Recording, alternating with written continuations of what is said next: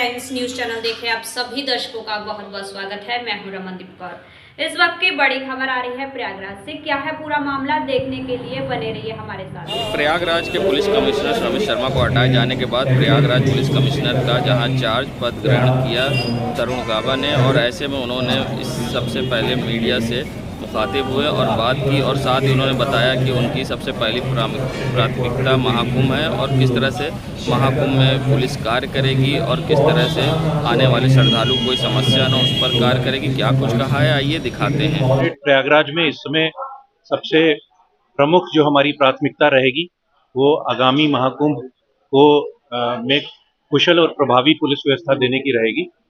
उसके लिए हम सारे प्रबंध करेंगे और समय से टाइम लाइन निर्धारित करते हुए समय से सारी कार्रवाई संपूर्ण की जाएगी। उसमें हमारा ये भी प्रयास रहेगा कि हम टेक्नोलॉजी का अधिक से अधिक इस्तेमाल कर सकें और टेक्नोलॉजी बेस्ड पुलिस व्यवस्था दे सकें। हमारी एविडेंस बेस्ड पुलिसिंग का भी हम इस्तेमाल करते हुए न केवल कुंभ में बल्कि अपनी रूटीन पुलिसिंग जो है उसको भी इम्प्रूव करने का हमारा पूरा प्राथमिकता है। और इसमें हम अपराध नियंत्रण में भी फर्क देखना चाहेंगे और साथ ही साथ जो पुलिस का डिप्लॉयमेंट है उसको भी बेहतर करना चाहेंगे। ट्रेनिंग दी जाएगी ताकि वो आने वाले श्रद्धालुओं से, पर्यटकों से एक अच्छा व्यवहार करें। ये एक शासन की भी प्राथमिकता है और हम इसे प्रयागराज कमिश्नरेट में पूरी तरह से इम्प्लीमेंट करेंगे कि प्रोफेशनल लोगों से जो पुलिस के कर्मचारी हैं, अधिकारी हैं, उनको सॉफ्ट स्किल्स की ट्रेनिंग दी जाए ताकि वो आम जनता जो कि किसी शिकायत के साथ उनके पास आई है या किसी समस्या को लेकर उनके पास आई है, उनसे सौहार्दपूर्ण वातावरण में वार्तालाप करें। और साथ ही साथ कुंभ के दौरान जो श्रद्धालु और जो अन्य आगंतुक जनपद में कमिश्नरेट में आते हैं उनके साथ भी उनके व्यवहार में कोई कमी न परिलक्षित।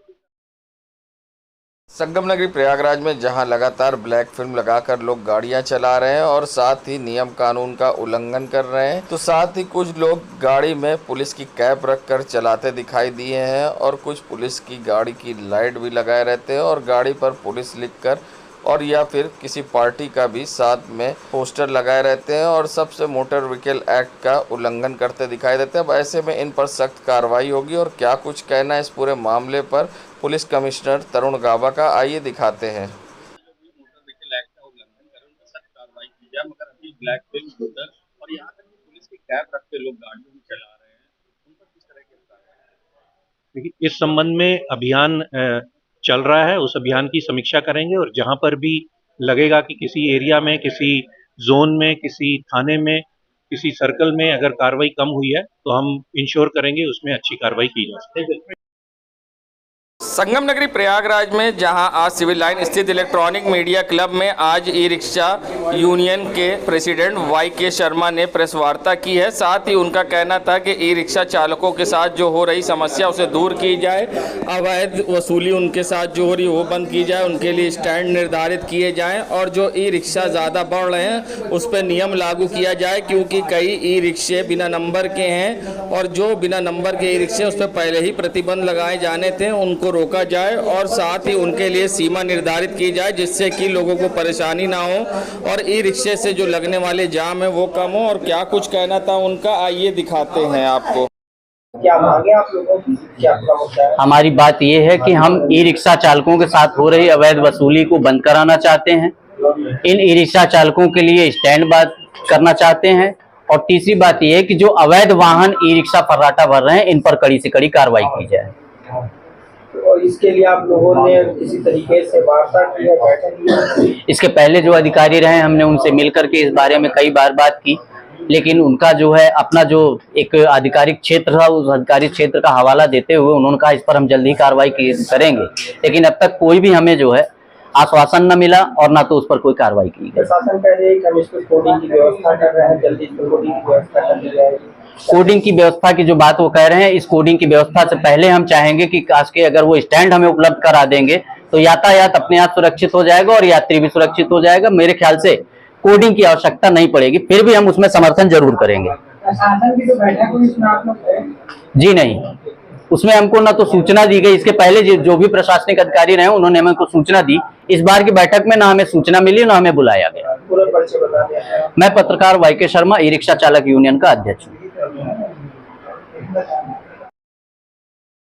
संगम नगरी प्रयागराज में आज भारतीय जनता पार्टी के महानगर कार्यालय में मीसाबंदियों को सम्मानित करने के लिए कार्यक्रम का आयोजन किया गया। हाथ में काली पट्टी बांधकर 25 जून 1975 में लगे आपातकाल का विरोध करते हुए सब यहां इकट्ठा हुए और मीसाबंदियों को सम्मानित करने का कार्यक्रम किया गया। ऐसे में दयाशंकर मिश्र राज्य मंत्री स्वतंत्र प्रभार भी शामिल हुए मुख्य अतिथि के तौर पर, और ऐसे में उनका क्या कुछ कहना था आइए दिखाते हैं।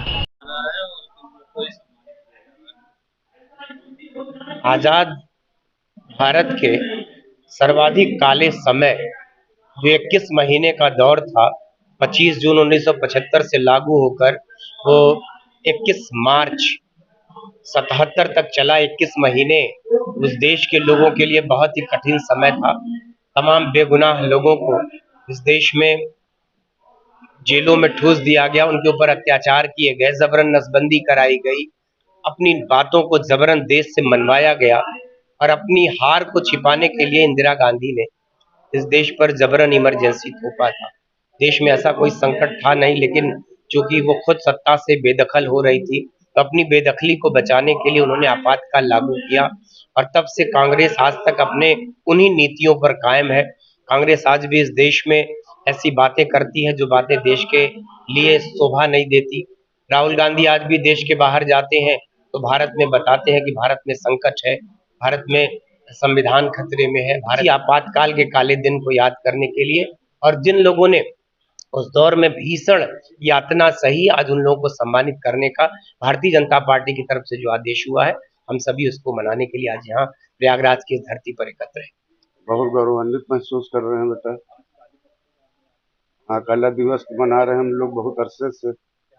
श्री कृष्ण पांडे उस स्थिति में वही व्यक्ति जान सकता है जिसको भुगतना पड़ता है।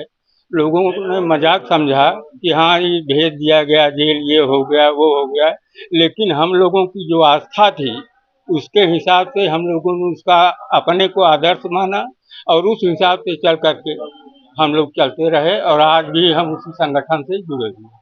क्या नाम है? डॉक्टर श्री प्रकाश मिश्र।